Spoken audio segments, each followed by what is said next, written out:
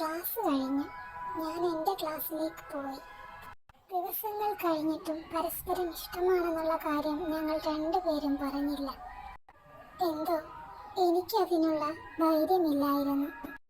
രാവിലെ ഞാൻ സ്കൂളിൽ എത്തുന്നതിന് മുമ്പേ അവനെത്തും. എന്നിട്ട് ഞാൻ വരുന്നത് കാത്തു നിൽക്കും. ബുധനാഴ്ച കളർ ഡ്രസ്സ് ആയതുകൊണ്ട് ഞാൻ ഏത് കളർ ഡ്രസ്സാണോ ഇടുന്നത് അതേ കളർ ഷർട്ടായിരിക്കും അവൻ ഇടുന്നത്.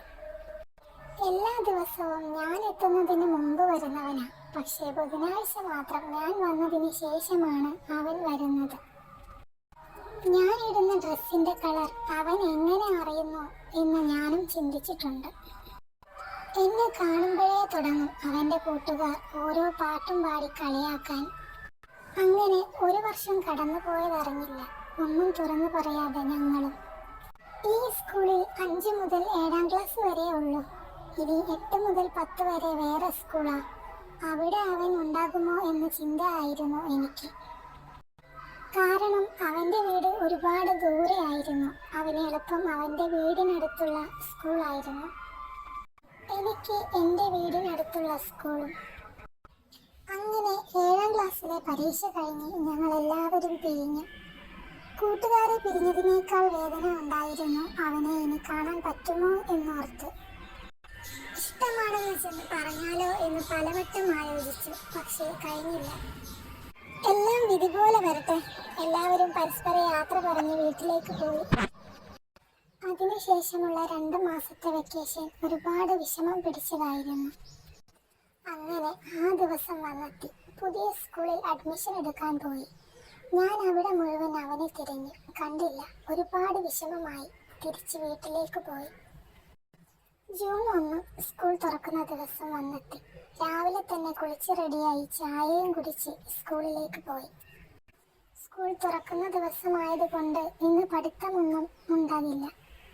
എങ്കിലും അവൻ ഉണ്ടാകുമോ എന്നറിയണ്ടേ. എല്ലാവരോടും ഗ്രൗണ്ടിൽ നിൽക്കാൻ പറഞ്ഞു. ഓരോരുത്തരെയായി പേര് വിളിച്ച് ക്ലാസ്സുകൾ തരംതിരിക്കാൻ തുടങ്ങി. അവിടെങ്ങും ഞാൻ അവനെ കണ്ടില്ല. വിഷമത്തോടെ പുതിയ ക്ലാസ്സിലേക്ക്. പുതിയ കൂട്ടുകാർ. കുറച്ച് പേര് മാത്രം അറിയാവുന്നവർ. അപ്പോഴും എൻ്റെ കണ്ണുകൾ അവനെ തിരിയുന്നുണ്ടായിരുന്നു. ഇന്റർവെല്ലായി. ഞാൻ ക്ലാസ്സിൽ തന്നെ ഇരിക്കുമായിരുന്നു. അടുത്തടുത്ത ക്ലാസ്സുകളിൽ തന്നെ എൻ്റെ കൂട്ടുകാർ കുറച്ചു പേർ ഉണ്ടായിരുന്നു. ഞാൻ അവരോട് സംസാരിച്ചിരിക്കുമ്പോൾ എന്നെ ഞെട്ടിച്ചുകൊണ്ട് അതാ വരുന്നു അവൻ. അവൻ എന്നെ തിരഞ്ഞു നടക്കുന്ന പോലെയാ എനിക്ക് തോന്നിയത്. അവൻ്റെ കൂട്ടുകാരനും കൂടെ ഉണ്ടായിരുന്നു.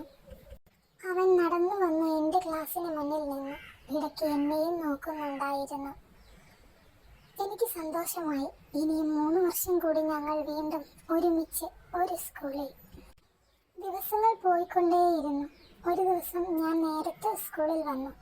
അവൻ്റെ ക്ലാസ്സിൽ പോയി നോക്കി. ആരും എത്തിയിട്ടില്ല. അവിടെ ഒരു ബുക്ക് ഇരിക്കുന്നത് കണ്ടു. എടുത്തു നോക്കിയപ്പോൾ അത് അവൻ്റേതായിരുന്നു. എൻ്റെ ഇഷ്ടം അതിൽ എഴുതി വെച്ചാലോ എന്നാലോചിച്ചു. അപ്പോഴേക്കും ഓരോരുത്തരും ക്ലാസ്സിൽ വന്നു തുടങ്ങി. പിന്നെ അവനും വന്നു. ഞാൻ വേഗം എൻ്റെ ക്ലാസ്സിലേക്ക് പോയി. വർഷങ്ങൾ പോയതറിഞ്ഞില്ല. 8ാം ക്ലാസ്സിൽ നിന്നും 9ാം ക്ലാസ്സിലേക്കും 9ാം ക്ലാസ്സിൽ നിന്ന് 10ാം ക്ലാസ്സിലേക്കും ജയിച്ചു. ഞാൻ അവൻ പറയട്ടെ എന്ന് കരുതി. അവൻ്റെ മനസ്സിൽ എന്തായിരുന്നെന്ന് എനിക്കറിയില്ല.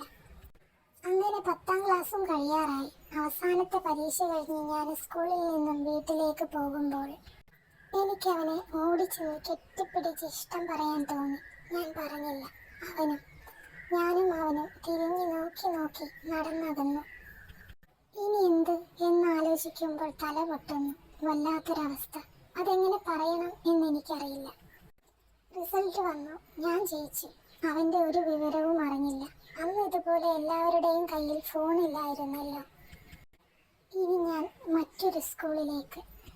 അങ്ങനെ പുതിയ സ്കൂളിലേക്ക് പോകാൻ തുടങ്ങി. ബസ്സിലാണ് പോകുന്നതും വരുന്നതുമൊക്കെ. അവൻ്റെ വീടറിയില്ലെങ്കിലും ബസ് സ്റ്റോപ്പ് ഏതാണെന്നറിയാം. അതും കഴിഞ്ഞ് 2 സ്റ്റോപ്പ് അപ്പുറത്താണ് എൻ്റെ സ്കൂൾ. സ്കൂളിൽ പോയപ്പോഴാണ് ഞാൻ അറിയുന്നത് അവൻ 10ാം ക്ലാസ് തോറ്റെന്ന്. അത് കേട്ടപ്പോൾ എനിക്ക് വിഷമം തോന്നി. കുറച്ച് ദിവസങ്ങൾ കഴിഞ്ഞ് ഒരു ദിവസം ഞാൻ ബസ്സിൽ സ്കൂളിൽ പോകുമ്പോൾ അവനെ ഞാൻ ബസ് സ്റ്റോപ്പിൽ വെച്ച് കണ്ടു.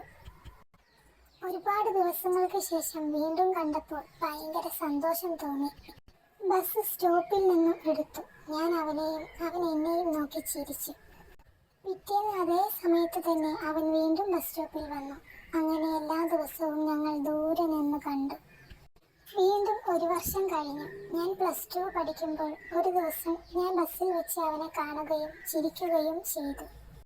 അന്ന് ബസ്സിൽ നിന്നിറങ്ങി സ്കൂളിലേക്ക് പോകുമ്പോൾ വേറൊരു ചെറുക്കൻ വന്ന് എന്നോട് ചോദിച്ചു, "നിന്റെ പേരെന്താ?" എന്ന്.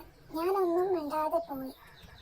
ആ ചെറുക്കൻ പുറകെ വന്ന് എനിക്ക് നിന്നെ ഇഷ്ടമാണെന്ന് എന്നോട് പറഞ്ഞു. ഞാനൊന്നും മിണ്ടാതെ സ്കൂളിലേക്ക് പോയി.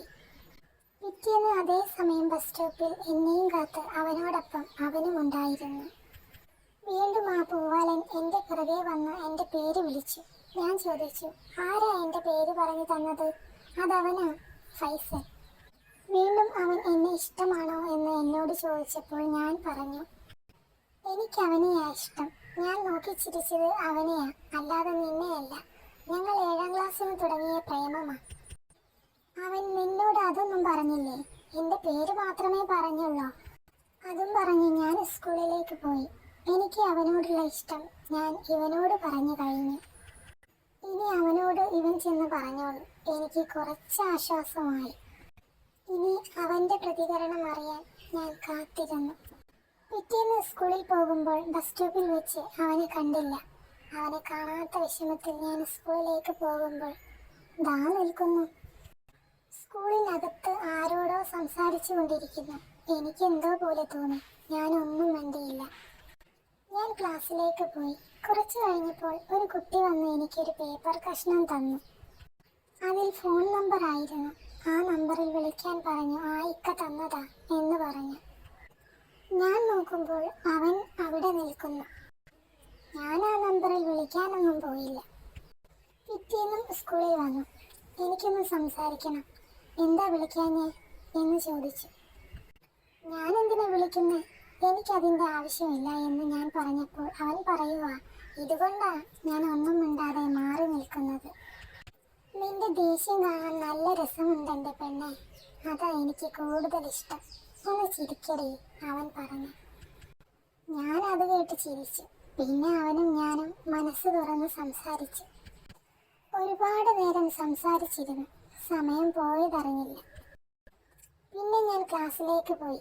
അതിനുശേഷം എല്ലാ ദിവസവും രാവിലെയും വൈകിട്ടും എന്നെ കാണാൻ സ്കൂളിൽ വരുമായിരുന്നു. ഒരു ദിവസം എൻ്റെ കാര്യം അവൻ വീട്ടിൽ പറഞ്ഞു. ആരും എതിർപ്പൊന്നും പറഞ്ഞില്ല. ഏട്ടൻ്റെ കല്യാണം കഴിയുന്നത് വരെ ഞങ്ങളോട് വെയിറ്റ് ചെയ്യാൻ പറഞ്ഞു. ഇപ്പോൾ ഞങ്ങൾ ആ നല്ല നിമിഷത്തിനായി കാത്തിരിക്കുന്നു. ഞങ്ങൾ ഇപ്പോഴും പരസ്പരം പ്രണയിച്ചുകൊണ്ടേയിരിക്കുന്നു. ഇപ്പൊ തോന്നുന്നുണ്ട് ഇത് കുറച്ച് നേരത്തെ പറഞ്ഞാൽ മതിയായിരുന്നു എന്ന്.